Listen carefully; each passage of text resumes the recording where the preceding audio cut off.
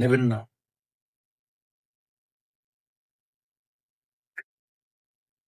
নেবেন না।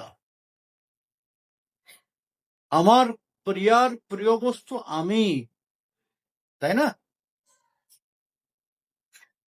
আমার প্রিয়া যখনই কিছু পাবেন তখন তিনি কার কাছে নিয়ে আসবেন? আমার কাছে নিয়ে আসবেন, অন্য কারো কাছে দেবেন না সেটি।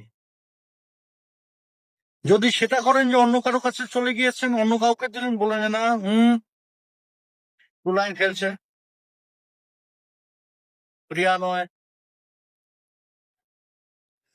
এই প্রিয়া নয়। এখন প্রিয়া কেউ নেই। সত্যি কথা বলতে গেলে ওই লোকে ইট মারবে আমাকে, অভিশাপ দেবে, বুঝলেন?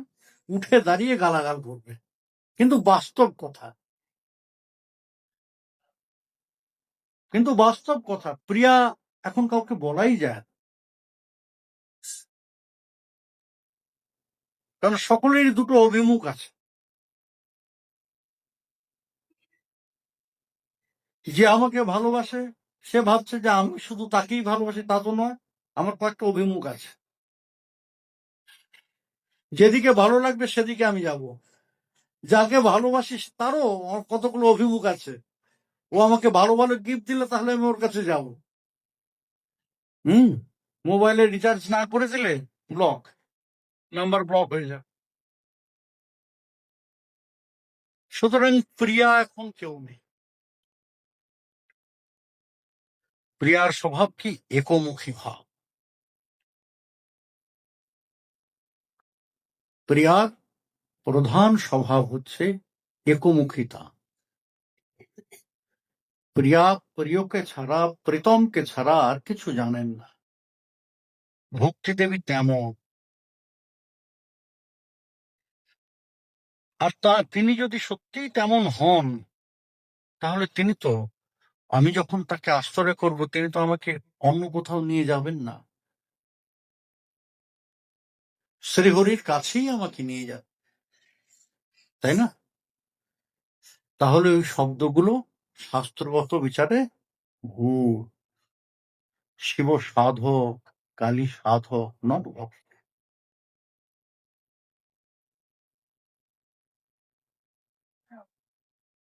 সেন্সিটিভ কথা, অনেকে বিতর্ক তুলতে পারে, কিন্তু শাস্ত্রগত বিচারে এটা সত্যি। যুক্তির বিচারে এটা সত্যি, অনুভবের বিচারে এটাই সত্যি, এটাই বাস্তব। এই জন্য শুধু ভক্ত বলে থেমে থাকলেন না, কারণ শ্রীহরির অনেক স্বরূপের সাধক আছেন। কেউ নৃসিংহদেবকে আরাধনা করেন, নৃসিংহ ভক্ত। কেউ বামন দেবের আরাধনা করেন, বামনের ভক্ত। কেউ নারায়ণের আরাধনা করেন, শ্রীহরির আরাধনা করেন, শ্রীহরি ভক্ত। বেশ, তাহলে কৃষ্ণ ভক্ত বললেই তো হতো। কৃষ্ণ ভক্ত বললেই তো হতো। বললেন যে না, কৃষ্ণ ভক্ত বললে হতো না। কেন? না, সেখানে নিষ্ঠার বিষয় থাকে, আর এই নিষ্ঠাটা আসে একমাত্র প্রেমেতে। সাধারণ ভক্তিতে সেই তীব্র নিষ্ঠা, ডেডিকেশন, 100% ডেডিকেশন, এটা প্রেম ছাড়া হয় না। মহর্ষি দুর্বাসা শ্রীহরি ভক্ত।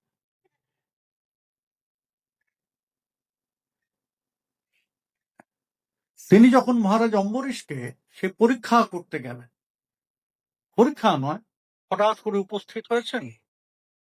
মহারাজ অম্বরীশ ব্রত উদযাপন করছেন, দ্বাদশী ব্রত। এখন সময়ের মধ্যে পালন না করলে ব্রত ভঙ্গ হবে। মহর্ষি দুর্বাসা আতিথ্যকে গ্রহণ করেছেন। এখন সময় উত্তীর্ণ হয়ে যাচ্ছে। কুশাগ্রে জলবিন্দু গ্রহণ করে ব্রতের রক্ষা করলেন। পানম ভোজনম অভোজনম অপি। পান ভোজনও হয়, অভোজনও হয়। এটা শাস্ত্রের সিদ্ধান্ত। শাস্ত্রের সিদ্ধান্তকে মর্যাদা জানিয়ে মহারাজ অম্বরীশ ব্রতের উদযাপন করলেন, রক্ষা করলেন।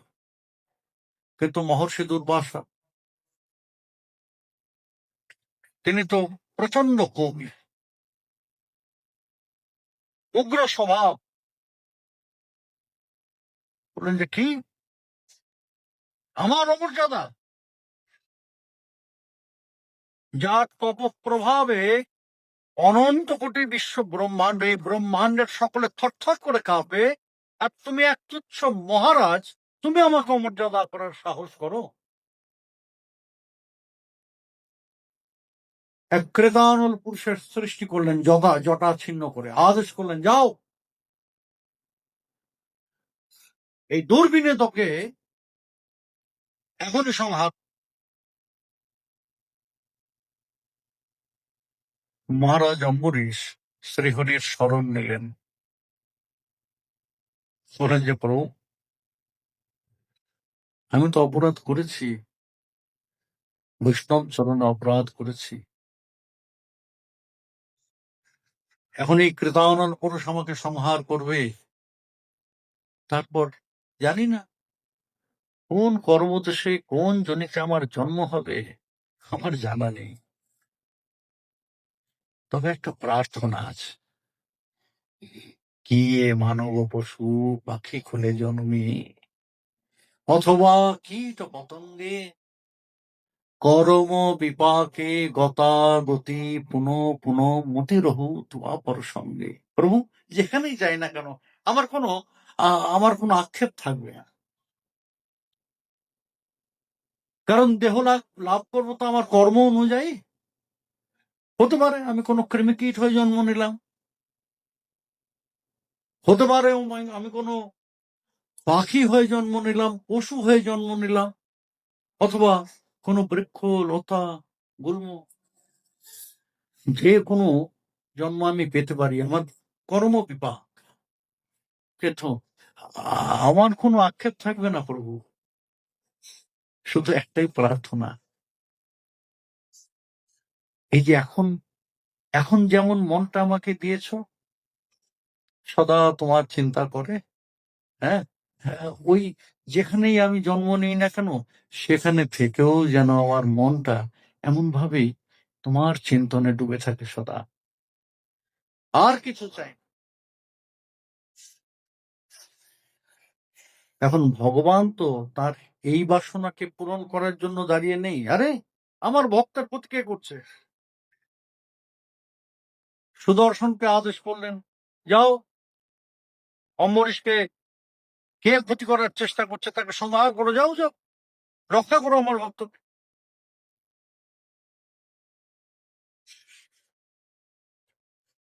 সুদর্শন গেলেন, মহর্ষি দুর্বাসা সুদর্শনকে দেখেই ভীত হয়ে গিয়েছেন। আরে একে রক্ষা করার জন্য স্বয়ং সুদর্শন, কে? হরিভক্ত তো অনেক দেখেছি, প্রথম আমি দেখলাম যে কাউকে রক্ষা করার জন্য স্বয়ং সুদর্শন উপস্থিত। না, এর সঙ্গে তো আমি পারবো না। তবুও চেষ্টা করলেন তপস্যার প্রভাব দিয়ে, হলো না। পালানোর চেষ্টা করলেন, তাতেও হলো না। ব্রহ্মার কাছে গেলেন, পিতা পিতা রক্ষা বলেন আমার দ্বারা সম্ভব নয়। কি বলো তুমি? সুদর্শন কখনো সুজনকে হত্যা করে না, নিশ্চয় তুমি দুর্জনের কার্য করেছ, যাও যাও বেরিয়ে যাও। তাড়িয়ে দিলেন। দেবাদিদেবের কাছে গেলেন, মহারাজ ওই মহাদেব রক্ষা কর, তুমি না আমার মিত্র, তুমি শঙ্কর, সকলের মঙ্গল করো, আমারও কর। বললেন যে সুদর্শন যার পিছনে, তার মঙ্গল করার, তাকে রক্ষা করার সামর্থ্য আমার নেই। তাহলে উপায়? বলে, তুমি এখানে ওখানে কেন ঘুরে বেড়াচ্ছ? যার অস্ত্র তার কাছে যাও।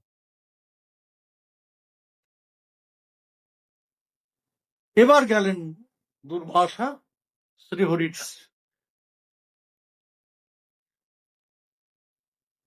এবার শ্রীহরির কাছে গিয়ে প্রার্থনা করলেন, প্রভু আমাকে রক্ষা কর। বলে, তোমার সুদর্শন আমাকে হত্যা করতে চায়। বলে, সে কি? এমন তো কখনো হয়নি। আমি তো সুদর্শনকে আদেশ করেছিলাম আমার ভক্তের ক্ষতি যে করার চেষ্টা করছে তাকে সংহার করার। বলে যে সেই আমি, সেই আমি অম্বরীশকে হত্যা করার জন্য কৃতানল পুরুষকে আমি পাঠিয়েছিলাম। বলে যে ও, বলে এবার তুমি আমাকে রক্ষা করো, আমিও তো তোমার ভক্ত। বলে যে তুমি আমার ভক্ত ঠিকই, তবে শক্ত ভক্ত। শক্ত ভক্ত আর নরম ভক্তের মধ্যে তফাৎ আছে না? আপনারা নরম ভক্ত, আমি শক্ত ভক্ত।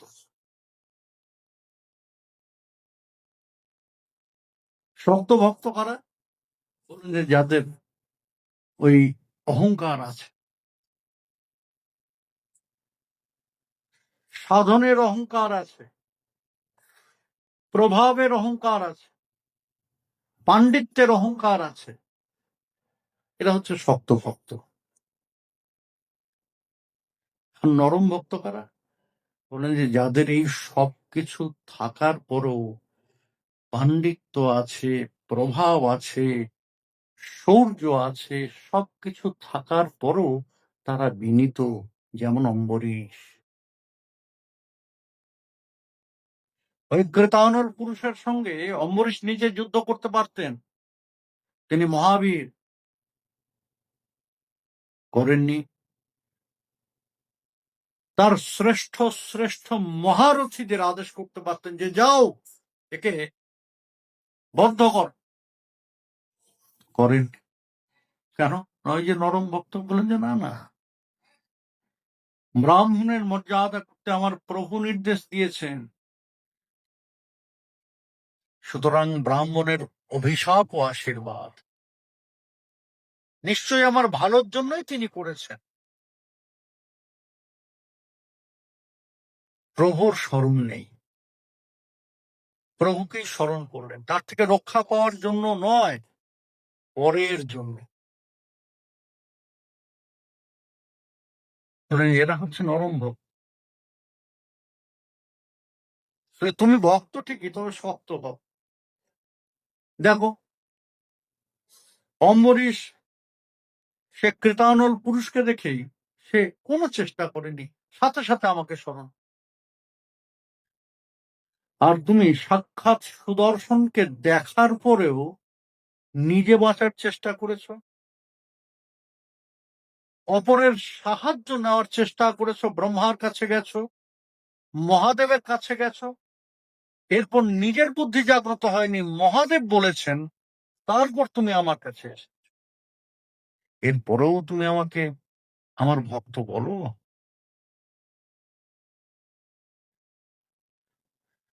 তুমি ভক্ত ঠিক, তবে তেমন ভক্ত নও যার জন্য আমি সদা উৎকণ্ঠিত থাকি। ভগবান গীতায় একটা খুব সুন্দর কথা বলেছেন, অনন্যশ্চিন্তয়ন্তো মাং ইয়ে জনা পর্যুপাসতে তেষাং নিত্যাভিযুক্তানাং যোগক্ষেমং বহাম্যহম। এখানে প্রথমেই শর্ত, কন্ডিশনটাকে ক্লিয়ার করে দিয়েছে, অনন্যশ্চিন্তয়ন্তো মাং, অনন্য ভজন। সকলেই বলি অনন্য ভজন করি, অনন্য ভজন করি। অনন্য শব্দটাকে আমরা ঠিকভাবে বুঝি না, ন অন্য, সেখানে অন্যের কোনো প্রবেশাধিকারই নেই। আমার অভিমুখ শুধু আমার ইষ্টের প্রতিই থাকবে, আর কোনো দিকে যাবেই না, ব্যতি রেখেও আসবেন। আমি আর কারো কথা ভাববই না। তুলনা তো পরের বিষয়। এ বড় না ও বড়, হতে পারে বড়, আমার দরকার নেই তো। এখন অনেক ফাইটিং হয়, বুঝলেন? শিব ভক্ত, কালী ভক্ত, বৈষ্ণব, অনেক ফাইটিং দেখি। এই ওই যে কি বলে না, ফেসবুক, হ্যাঁ, এই ফেসবুকের মধ্যে দেখি এ ওকে গালাগাল করছে, ও ওকে গালাগাল করছে। আরে ভাই, গালাগাল করার অধিকার কারো আছে? নামা অপরাধ হয়ে যায়, অপরাধ হয়ে যায়। আমি এদের মধ্যে তুলনামূলক আলোচনা করতেই পারি না, আমি তার অধিকারই নই। শিব আর বিষ্ণুর মধ্যে অভেদ চিন্তন করতে হয়, এটা জানবেন। আপনি শক্তিকে উপেক্ষা করতে পারবেন না। যে মন্ত্রের আপনি জপ করছেন, সেই মন্ত্রের অধিষ্ঠাত্রী দেবী হচ্ছেন দুর্গা। সেই মন্ত্রের অধিষ্ঠাত্রী দেবী হচ্ছেন দুর্গা। অষ্টাদশাক্ষর মন্ত্রস্য নারদ ঋষি গায়ত্রী ছন্দ, বিনিয়োগ মন্ত্রটা ভালো করে দেখবেন। সকল লোক মঙ্গল শ্রীমন্নন্দ গোপ তনয় দেবতা বীজম স্বাহা শক্তি কৃষ্ণ প্রকৃতি দুর্গাধিষ্ঠাত্রী দেবতা অভিমতার্থে বিনিয়োগ। কি করে উপেক্ষা করবেন শক্তিকে?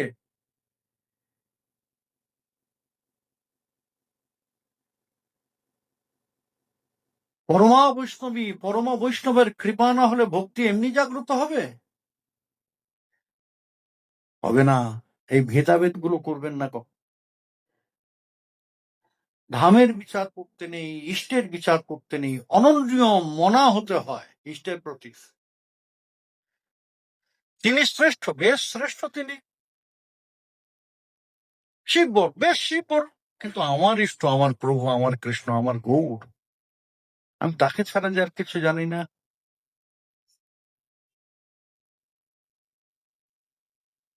তাকে ছাড়া যে আমি আর কিছু জানি না। আমি কোনো তুলনাতে যাচ্ছি, বড়, বেশ বড়, হতেই পারে বড়, কিন্তু আমি আমার কৃষ্ণকে ছাড়া আর কাউকে জানি না। এটা হচ্ছে অনন্য মনা ভোজন। আমরা ধামের বিচার, হ্যাঁ, যে এখানে ভজন হবে, ওখানে ভজন হবে, অবশ্যই ভজন শিক্ষার মহাবিদ্যালয় ব্রজধাম, আরো গভীর ভাবে বলতে গেলে শ্রী রাধা কুণ্ড, কিন্তু এর বিচার করার দায়িত্ব তো আমরা নয়, আমাদের নয়। নিতাই না পেলে গৌর পাওয়া যাবে না, গৌর না পেলে ব্রজে যাওয়া যাবে না। এক মূর্খ পণ্ডিত, সে অনেক ফেমাস জানেন, মূর্খ পণ্ডিত, সেখানে দীর্ঘদিন অবস্থান করলেন। করোনার সময় দীর্ঘদিন এখানে অবস্থান করলেন, নিয়ে তারপর প্রত্যাবর্তন করে গিয়ে বলছেন যে নবদ্বীপ ভজনের জায়গা নয়। আমি বললাম যে ভালো পণ্ডিত তিনি, তাকে পণ্ডিত বলি, কিন্তু মূর্খ পণ্ডিত।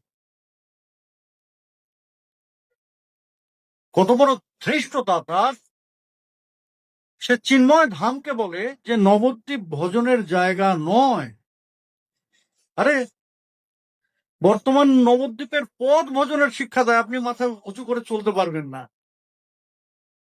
আমাদের এখানে নতুন রাস্তা তৈরি করেছে। আমি বললাম যে ভালো জিনিস তো এটা, ভজনের শিক্ষা দেওয়ার জন্য ওই রাস্তা করেছে, তো রাস্তা যাতে পিছল না হয়, বড় বড় পাথর দিয়ে দিয়েছে, বড় বড় পাথর দিয়ে দিয়েছে। আপনি যদি না চলেন হোঁচট খেয়ে পড়বেন। আমি বেশ কয়েকদিন খালি পায়ে, শুধু নয় জুতো পরে, হঠাৎ করে হোঁচট খেয়ে পড়ছে। আমি যে বাহ, ভজন শিক্ষার জন্য এটা করেছে, অন্য কিছু নয়, যে মাথা নিচু করে চলতে হয়। আরে নবদ্বীপের পদঘাট ভজনের শিক্ষা দেয়, নবদ্বীপের রাস্তাঘাট ভজনের শিক্ষা দেয়। সে বলছে, সে মূর্খ বলছে যে নবদ্বীপ ভজনের জায়গা নয়। এই বিচার করার অধিকারী আমরা নই। অনন্য মনা হতে হবে। আমার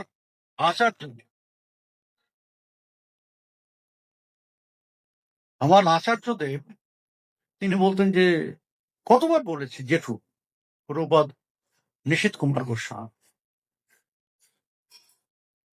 আমরা বহুবার বলেছি জেঠু চলুন বৃন্দাবন, নাও আমি গৌর নিয়েছি, গৌরের চরণেই আমার সব, আর কিছু চাই না। অনন্য মনান, অনন্য নিষ্ঠা, এই নিষ্ঠাই আমাদের প্রাপ্তি ঘটায়। যার নিষ্ঠা যত তীব্র, অন্যদিকে যদি একটু এদিক ওদিক কম হয়ও, তার এই নিষ্ঠা তাকে প্রাপ্তি ঘটিয়ে দেবে।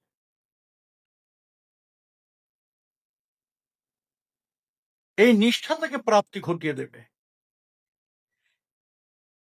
সিদ্ধ গৌরকিশোর দাস বাবা ধাম থেকে নড়বেন না। কতবার কত জায়গা থেকে নিমন্ত্রণ, আমন্ত্রণ, না আমি ধাম ছেড়ে যাব।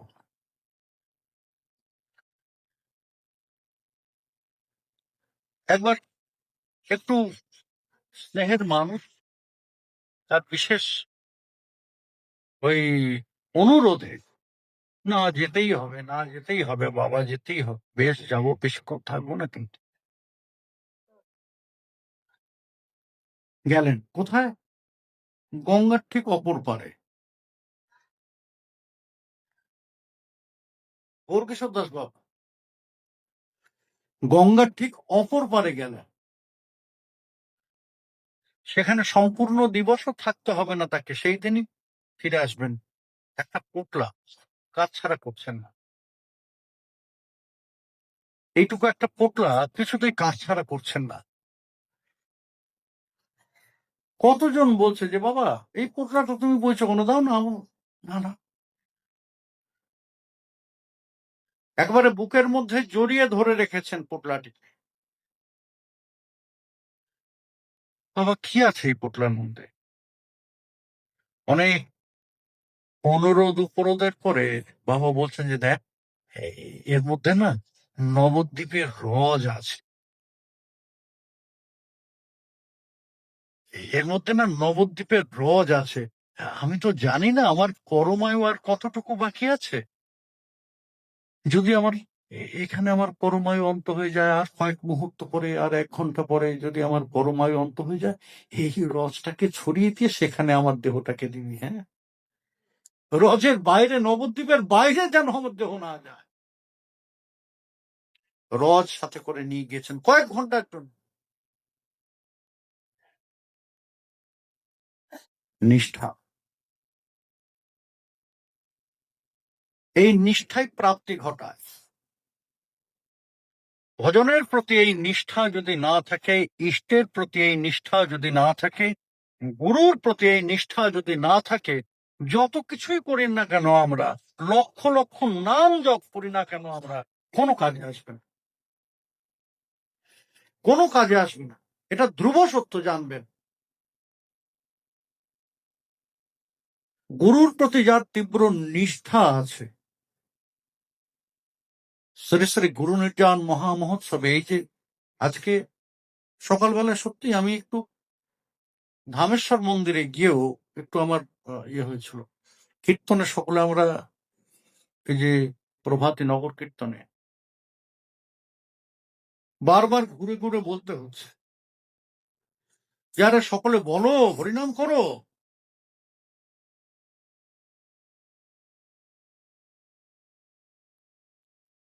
অর্থাৎ মানসিকতা এখনো ঠিক জায়গায় যায়নি। শ্রী শ্রী গুরু নির্যান মহা মহোৎসবে আগমন করলে এই মানসিকতাটা নিয়ে আসতে হবে যে সেখানে আমি গুরু কৃপার সঞ্চয় করতে যাচ্ছি, ঘুরতে যাচ্ছি না, আনন্দ করতে যাচ্ছি না।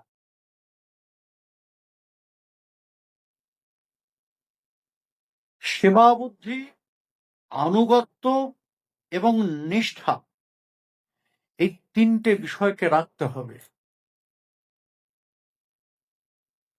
এখানে প্রতিটি অঙ্গের যা যা অনুষ্ঠান হচ্ছে একটি শিক্ষা। আরে ঘুমানোর জন্য আমার সারা জীবন পড়ে আছে, রেস্ট নেওয়ার জন্য আমার বাড়ির মখমলের বিছানা আছে, গদিওয়ালা বিছানা আছে। এখানে এসে কৃচ্ছ সাধন করে আছি, কেন আছে, তাই না? গুরু কৃপার সঞ্চয় করতে। তা যা করতে এসেছি সেটা যদি ঠিক মতো না করি, সেটা যদি আমি না পাই, তাহলে আশাটা তো ব্যর্থ হয়ে যায়। এই জন্য ওই কীর্তনের মাঝখানে আমি বললাম যে কি তোমাদের মানসিকতা, তোমরা কি মর্নিং ওয়াকে বেরিয়েছো নাকি? আরে যে যেমন পারো নাম তো করো।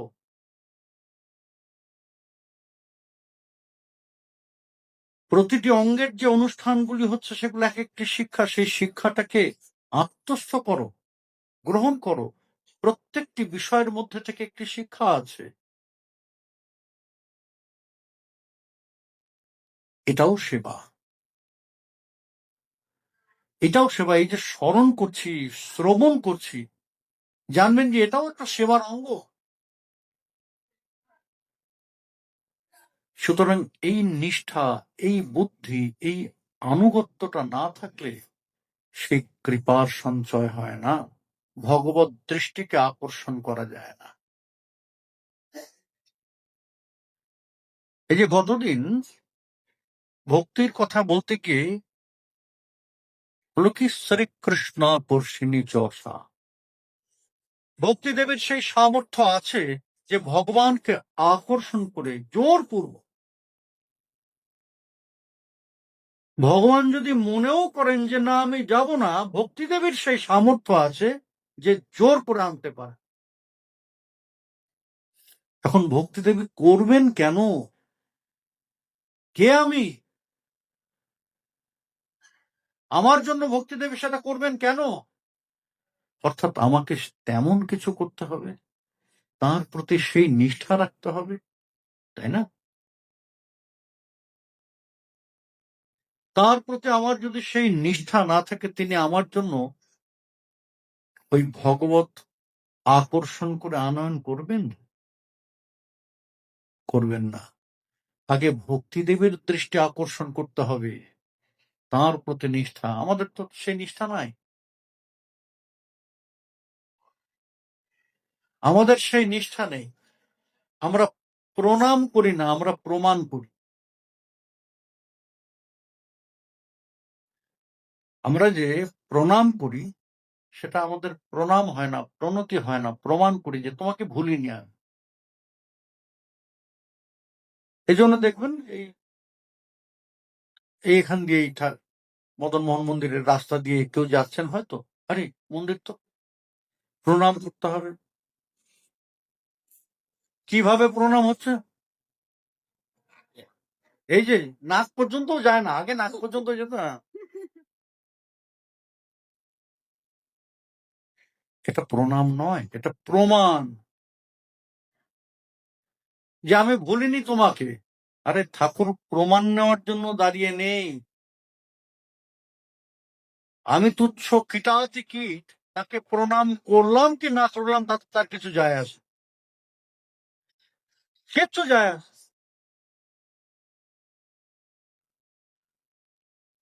কিন্তু বিষয়টা তো আমার, পেতে তো হবে আমাকে। তার আমাকে প্রয়োজন নেই, আমার তাকে প্রয়োজন। তাকেও নয়, তার কৃপাটাকে প্রয়োজন। তাকে প্রয়োজন হওয়ার মতো সেই অধিকার, সেই প্রেম সামর্থ্য আমার এই জন্মে হবে না। এখন আমার তার কৃপাটা প্রয়োজন। না না ঠাকুর, তোমাকে এনে আমি তোমার পরিচর্যা করতে পারবো না। তদেও বা প্রীতিতে ভগবত পরিচর্যা হয় না। প্রীতিরও, প্রেমেরও একটা গতি আছে, জানবেন, দুটো গতি। তদেয়তাপূর্ণ, হে কৃষ্ণ আমি তোমার, অর্থাৎ আমার যত দায় দায়িত্ব সব তার চরণে দিয়ে দিলাম। এবার যা করার তুমি করবে, আমি কিছু জানি না। বলেন যেহেতু ভগবত আরাধনা হয়, পরিচর্যা হয়, পরিচর্যার জন্য ওই প্রীতিটার দরকার। মদীয়তাপূর্ণ শ্রীকৃষ্ণ তুমি আমার। যখন আমি তাকে আমার বলে, গভীর ভাবে আমার বলে মনে করতে পারবো, তখন তার পরিচর্যা হবে, তার আগে নয়। আমরা 10 জায়গায় যাই, তীর্থ ভ্রমণে যাই, এই মন্দিরে যাই, এই মন্দিরও দেখি এখানে কত ভক্ত আসেন। জগন্নাথের সম্মুখেও দেখেছি, বিভিন্ন জায়গায় ভ্রমণ করতে গিয়ে আমি দেখেছি যে নিজের যত দুঃখ কষ্টের কথা বলছেন। আমার এটা হয়েছে, ওটা হয়েছে, আমার এটা করে দাও, ওটা করে দাও, হ্যাঁ, আমার ছেলেটার চাকরি হচ্ছে না ঠাকুর, একটু দেখো ঠাকুর, আমি খুব খারাপ আছি, আমার শরীর ভালো না, এ ভালো না। 100 জন আমার আচ্ছা, একজন একটু হাত তুলুন তো, যে ওই মদন মোহনের সম্মুখে দাঁড়িয়ে বলেছেন, মদন মোহন তুমি কেমন আছো? কেমন আছো তুমি? তুমি ভালো থাকলেই আমি ভালো থাকবো। আগে তুমি ভালো থাকো।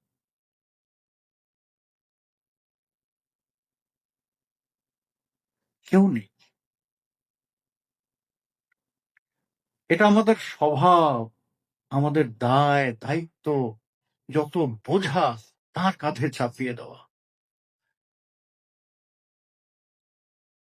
আমরা সেই বোঝাগুলো তার কাঁধে চাপিয়ে দিয়ে নিজেদের হালকা মনে করি।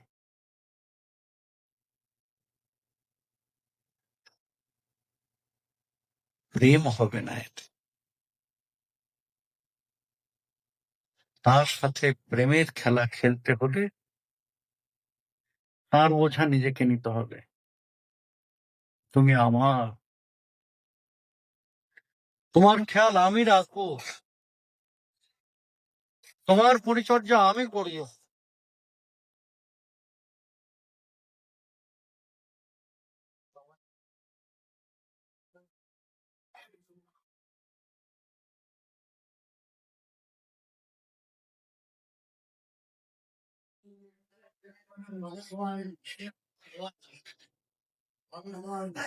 স্মরণ সভা আছে, এরপরে স্মরণ সভা, তারপরেই ওই অনুরাধা গোস্বামী, জি বাংলা সারেগামাপা খ্যাত শিল্পী। আপনাদের ওই অনুষ্ঠানটা আগে ছিল 5টা থেকে ছিল, কিন্তু দেখলাম যে না, এটা আপনাদের প্রতিবঞ্চনা করা হবে। সে একটু মুক্তভাবে গাইবে, হ্যাঁ, পিছনে পাঠ থাকলে তখন একটা ইয়ে থাকবে, পরে পাঠ আছে।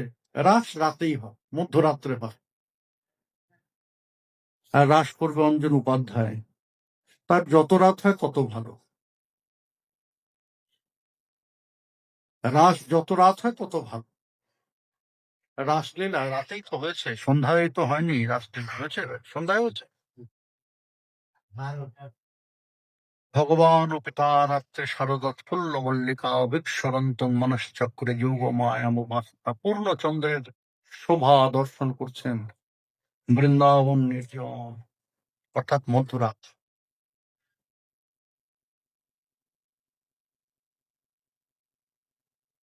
সুতরাং রাস একটু দেখতেই হোক, কিন্তু আমাদের স্মরণ সভা আছে, প্রভাত বৃন্দের স্মরণ সভা আছে। যে কথা বলছিলাম, যে বোঝা দিয়ে দিলে প্রেম হবে না, আর ভগবানকে আপন করতে গেলে আগে তাকে নিজের করতে হবে। কৃষ্ণ তুমি আমার। দামোদরাধর সুধামপি গোপিকা নাম দাবি। দামোদরের অধর সুধা এ গোপীদের প্রাপ্য, এটা গোপীদের সম্পদ। ব্রজ গোপিকারা দাবির সাথে এই কথা বলছেন। এমনি এমনি তো কৃষ্ণ তাদের হননি। যে জন এমন দাবি রাখতে পারে শুদ্ধ ভাবে, সম্পূর্ণ ওই সমর্পণ, নিঃশর্ত আত্মসমর্পণ করে যে জন এমন দাবি রাখতে পারে, কৃষ্ণ তাঁর হয়ে যান। শুধু তার হন না, তাকে নিজের বলে গ্রহণ করে নেন, স্বীকার করে নেন। শ্রীমদ্ ভাগবতে খুব কম জনের ক্ষেত্রেই এই কথাটা বলা হয়েছে, কৃষ্ণ স্যাসিত। এমন কয়েকজনের ক্ষেত্রে বলা হয়েছে। কৃষ্ণ স্যাসিত দ্বিজ শ্রেষ্ঠ ব্রাহ্মণ ব্রহ্মবিদ্য। শ্রীরাম বিপ্রের কথা বলতে গিয়ে শুকদেব গোস্বামীচরণ এইভাবেই আরম্ভ করেছিলেন। জানো পরীক্ষিত, শ্রীকৃষ্ণের ছিলেন, অর্থাৎ শ্রীকৃষ্ণ তাকে নিজের বলে স্বীকার করে নিয়েছিলেন। কেউ তো এমনি এমনি একটা জিনিস ঘরের কোণে রেখে দেয় না, প্রয়োজনীয় বিষয় হলেই তো তাকে রাখা হয়, তাই না? আবর্জনা কেউ ঘরের মধ্যে সঞ্চয় করে রাখে নাই। কৃষ্ণ রেখে দিয়েছিলেন। অর্থাৎ কৃষ্ণের প্রয়োজনীয় বিষয়, কৃষ্ণের প্রয়োজনীয় জন ছিলেন শ্রীরাম বিপ্র। এমন কয়েকজনের ক্ষেত্রেই শ্রীমদ্ ভাগবতে এই কথা বলা হয়েছে যে কৃষ্ণ তাদের স্বীকার করেছেন। আর যাদের যাদের এমন ভাবে কৃষ্ণ স্বীকার করেছেন, হে প্রভু, রামানন্দ রায় বলছেন তারাই হচ্ছেন কৃষ্ণ প্রেমভক্ত। আর যারা যারা এমন ভাবে কৃষ্ণ প্রেমভক্ত বলে খ্যাতিমান হয়েছেন, প্রভু এদের থেকে শ্রেষ্ঠ কীর্তি আর কিছু নেই। কারণ যতদিন ভগবত নাম থাকবে ততদিন পর্যন্ত ভগবানের সাথে সাথে তাদের নাম উচ্চারিত, তাই না? এই যে শ্রীরাম বিপ্রের কথা কত হাজার বছর আগে হয়ে গিয়েছে, 5,000 বছর আগে, 5,500 বছর আগে। এই 5,500 বছর পরে বসে আমরা শ্রীরাম বিপ্রের কথা আলোচনা করছি। কেন? নয় যে কৃষ্ণ সে আসে, ভগবান তাকে স্বীকার করে নিয়েছে। রামানন্দ রায় এই জন্যই বললেন যে কৃষ্ণ প্রেম ভক্ত বলি যার হয় খ্যাতি, প্রভু এমন যে জন তার থেকে শ্রেষ্ঠ কীর্তিমান আর কেউ নেই। হে শ্রোতৃমণ্ডলী, শ্রী শ্রী গুরু নির্যান মহামহোৎসবের কর্মময় অর্থাৎ অনুষ্ঠানময় অন্তিম দিবস। আজকে সকালে এই গ্রন্থ পারায়ণের সমাপন হয়েছে, অর্থাৎ বলতে গেলে অন্তিম দিবস। আবার 1 বছরের অপেক্ষা, আমরা অধীর অপেক্ষা করে থাকি শ্রী শ্রী গুরু নির্যান মহামহোৎসব আবার কবে আসবে, আবার কবে আমরা গুরু নির্যান মহামহোৎসবে কিঞ্চিত সেবার সুযোগ পাব।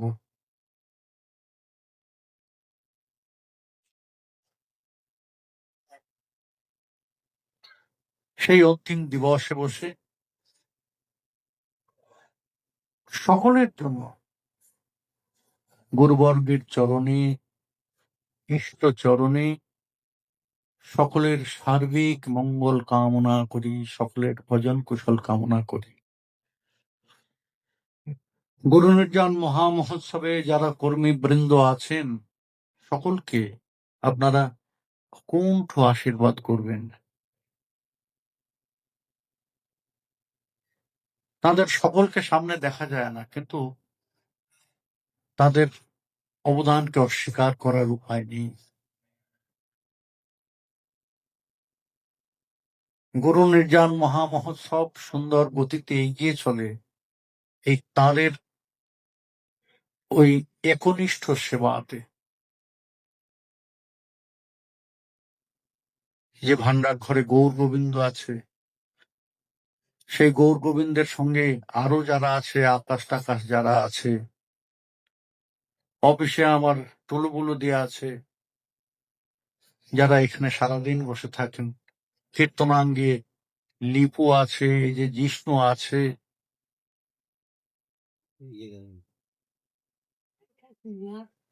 এরা যত বাধা বিঘ্নই হোক না কেন এই গুরু নির্যান মহামহোৎসবের সেবায় এসে উপস্থিত হন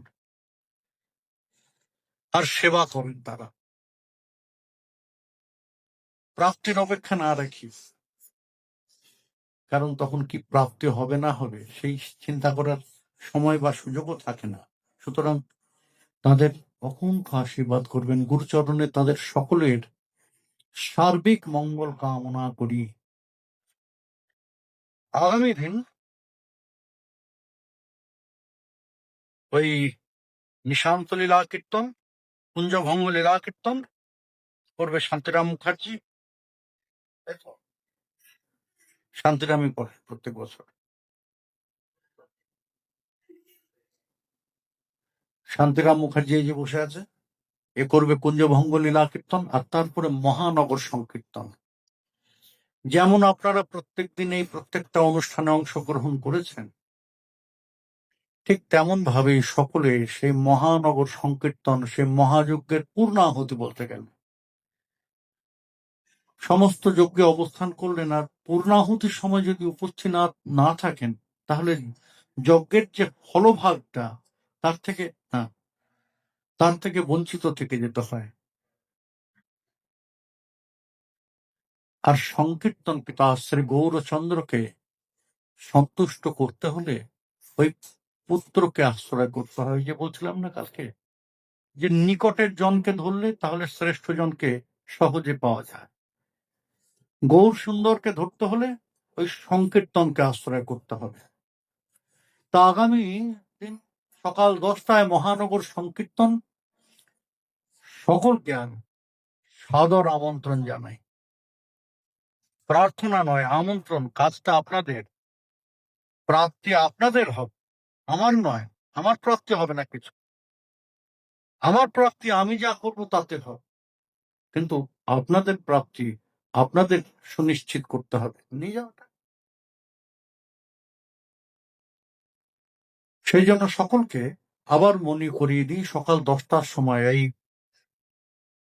একটা টাইমের উল্লেখ করলাম, ওই কুঞ্জভঙ্গ লীলার পরেই মহানগর সংকীর্তন সমাবেত।